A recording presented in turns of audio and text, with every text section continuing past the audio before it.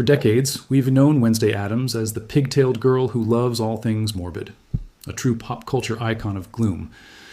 But what if her time at Nevermore Academy wasn't just another chapter in her dark diary? What if it was a secret evolution? From a sullen teenager to a psychic detective, Wednesday's transformation is packed with details, showing how a lifetime of macabre hobbies and emerging powers created a hero far more complex than we ever imagined.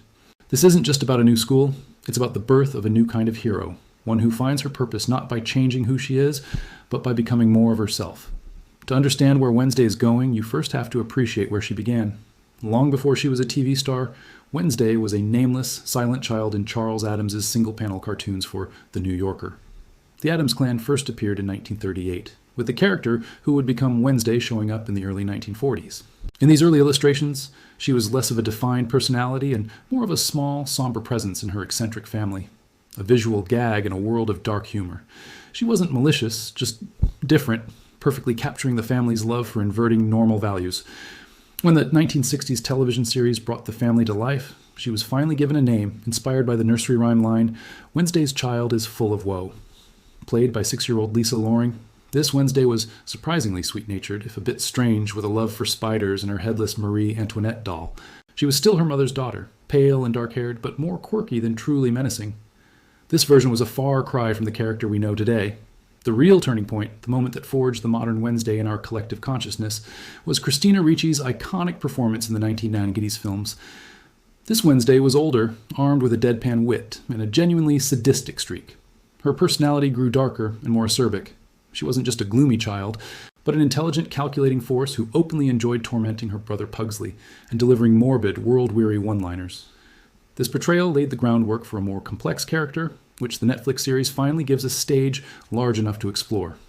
This is where her evolution kicks into high gear, transforming her from a static goth icon into a dynamic, multi-layered protagonist. Wednesday's arrival at Nevermore Academy, a school for supernatural outcasts, is the catalyst for her evolution. For the first time, she's pulled away from her family, where her eccentricities are the norm, and thrown into a world of werewolves, sirens, and gorgons. Ironically, it's here, among fellow outcasts, that her own uniqueness is truly tested and refined. The school doesn't just serve as a backdrop, it's a crucible, forging her latent abilities and macabre interests into genuinely formidable skills. First, there's her psychic awakening. The series introduces a huge new element to her character, powerful, uncontrollable psychic visions.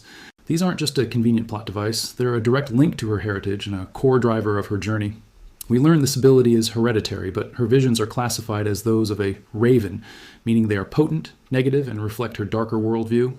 This immediately creates a conflict. The powers force her to engage with the world in a new way. Touching people or objects triggers violent, revealing glimpses of the past and future.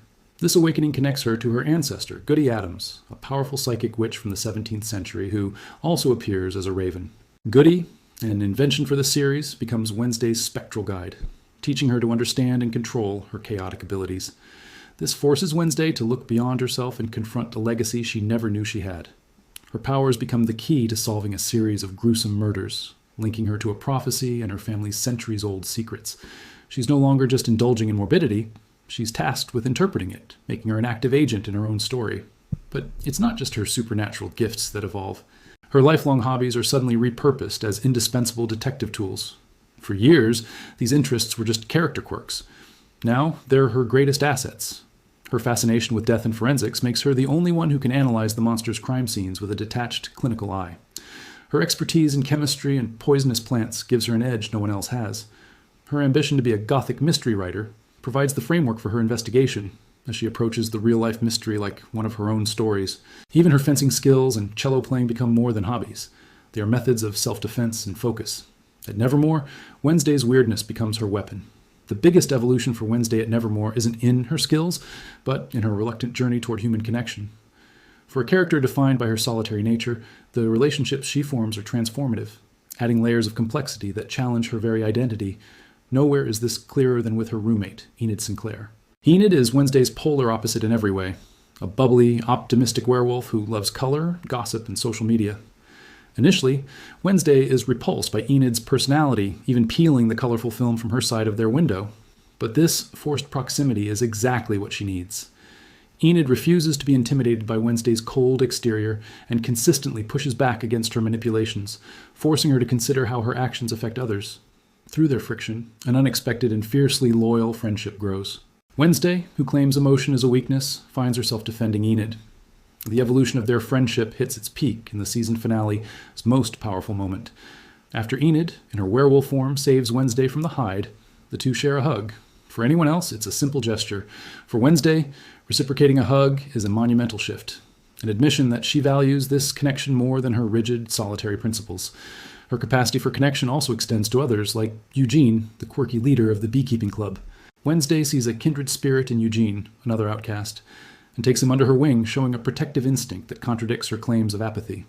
When he's attacked, her quest for justice becomes intensely personal.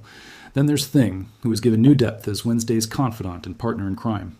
Their relationship is one of mutual respect and reliance, and when Wednesday's arrogance leads her to mistreat him, she's forced to apologize, a rare act of humility. Of course, the betrayal by Tyler, her seemingly charming love interest revealed to be the monstrous Hyde, is a brutal confirmation of her cynical worldview. It reinforces her deep-seated trust issues and her belief that attachments are a liability. But the experience doesn't break her. Instead, it strengthens her resolve. The pain sharpens her instincts and solidifies her independence, making her a far more resilient and multidimensional character than the one-note gloomy teenager she appeared to be. The Wednesday Addams who stands among the ruins of Nevermore is fundamentally different from the one who arrived.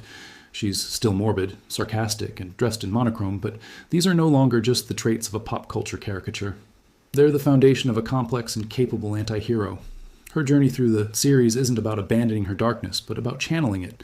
Her gloom became focus, her macabre interests became forensic skills, and her psychic curse became a detective's gift. She didn't change who she is. She discovered what she could do with it. Her evolution reveals that her true strength lies not in her immunity to emotion, but in her ability to form bonds despite her reservations. The loyalty she develops for Enid, Eugene, and Thing demonstrates a hidden capacity for connection, proving that even the darkest individuals need allies. The betrayals she endures don't push her back into total isolation, but instead temper her into a more formidable, self-reliant individual. Wednesday proves that a hero doesn't have to be warm, cheerful, or conventional. A hero can be someone who sees the world in shades of black and white, who prefers solitude and who finds comfort in the grotesque. By turning her lifelong obsessions into the very tools needed to save her school, Wednesday redefines what it means to be a hero, proving that sometimes the outcast is the only one fit to stand against the darkness. What did you think of Wednesday's evolution at Nevermore? Are there any hidden details you noticed that we missed? Let us know your thoughts in the comments below. And if you enjoy analyses of your favorite characters, be sure to like this video, subscribe to the channel, and hit that notification bell so you don't miss our next exploration. Thanks for watching.